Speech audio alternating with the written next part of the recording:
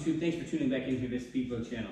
Today, quick episode here. I was going to film outside, as you saw a quick glimpse, but I decided not to. It's actually awfully windy today here in Florida, so I went ahead and just did this quick update here in the garage. But what this update is, it's just to let you guys kind of know. I said I would kind of do it in a lot of the other videos. So the Grom has now reached 1,000 miles, and I kind of wanted to tell you the service that it's needed, what its downfalls, what its upsides are, you know, and anything like that. So without me going to it, I'll just get right into it.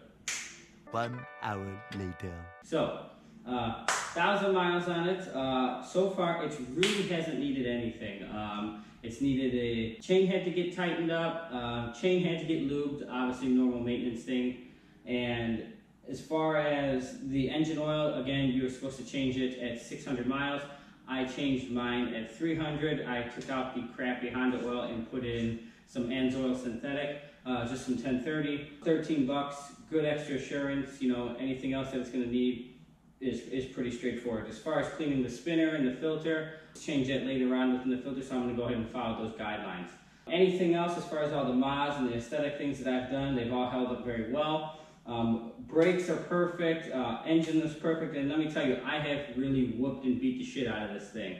From anything from running a half a tank of methanol, to running this thing out at red line all the time, down to the expressway, taking it to work, you know, using it to commute while the Corvette was actually in the shop and away for about a month. I got nothing but good things to say about it. All the wheelies, the stunting, you know, the dumping the clutch, slipping it, you know, burnout, so on and so forth. It's all actually held up really, really well. So I want to show you some of the wear and tear and the tires. And believe it or not, after having 1,000 miles for as small as these things are, I think that they wear exceptionally well. So I see no problem getting 5,000 miles out of these tires as long as I can stop doing burnouts. But I don't know if I'm going to really be able to do that. So, but anyway, let me show you this here. Later that same evening. Now, if you look at the tire itself, you'll see how it has a small crown from where you can ride in it. And I say it is really small. I hope you guys can see that. But overall, it's still very, very, very much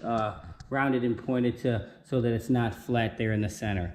As far as the chain, I have lubed the chain, sprayed some additional lube on it. I haven't actually gone through its cleaning service yet, but it's getting pretty black and dull, and I usually keep really good maintenance here on my chains. They last pretty long. But the stock Honda chain that comes on this thing kind of sucks anyway. It's really noisy, so I'll probably be ending up upgrading that at that time. Maybe I do the sprockets or something else at that time. Suspension, I actually ridden with people on the back.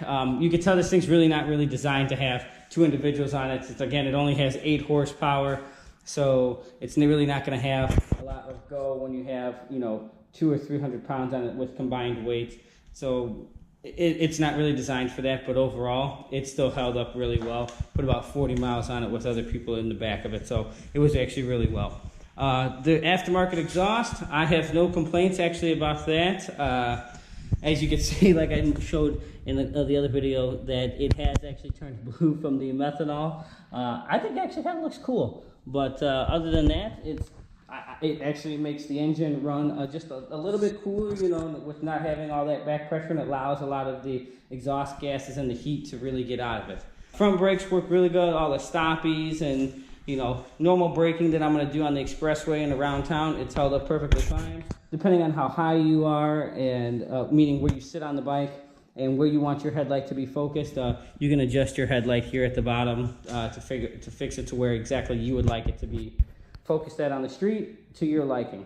I still ride with the low beam. Some people like to ride with their high beam, but I have no complaints. So lights are great on it. You can see perfectly fine at night. Gearbox is still really well. No complaints, no chatter, no grinding, nothing. You know, for something that you really whoop on and you're pretty much at full throttle all the time, again, I really have no complaints. You know, the biggest complaint that I would probably really say is, you know, 2 small things. It's probably the springs and the clutch, and that's only solely because I like to stunt on mine and pop wheelies and stuff like that. The clutch springs aren't really the greatest, so I will be upgrading them. They will be coming here shortly, but if you're just daily riding it and commuting it and pretty much kind of like how it's supposed to be ridden, it's more than perfect. And after really getting some seat time in it, the only thing that I really complain about, which a couple of individuals that I've let ride it, and they've kind of said the same thing, that is just the seat. Not so much the seating position, just the seat itself. It's got some cushion, but it's not the most comfortable seat. They do make aftermarket seats, like some gel seats and things like that I may look into. After riding it for about an hour or so, your butt kind of tends to hurt a little bit. You tend to move around or migrate to the passenger seat a little bit. And then when you're migrating to the passenger seat, we all know what that means. That means more wheelies. But other than that, everything else is really good. I plan on keeping this thing for a long time. As much as I whoop on it, hey, it's a Honda. It's got unlimited mile warranty for the first year. So if it's got any issues, I'll take it back. But again, I don't really foresee it having really any issues. But a couple months down, 1,000 miles on this bad boy, and it's still kicking strong. It's still going good, and I have no complaints. So I think this thing is a winner, and more Grom stuff, more Grom footage, and more everything else is getting ready to come. So thanks for tuning in. I hope this has been informative to anyone else that has a Grom that's going to be coming up on the 1,000-mile mark. Just keep in mind, you want to still take a look at your maintenance schedule in your book if you're not too familiar with working on your own motorcycles. And at 1,000 miles, it's pretty much been trouble-free. So again, I hope that's been informative to the other individuals that had a Grom. If you like what you saw, again, don't forget to subscribe, and we'll see you here for another episode and more Grom footage here on the Speedbug channel. Take it easy, guys.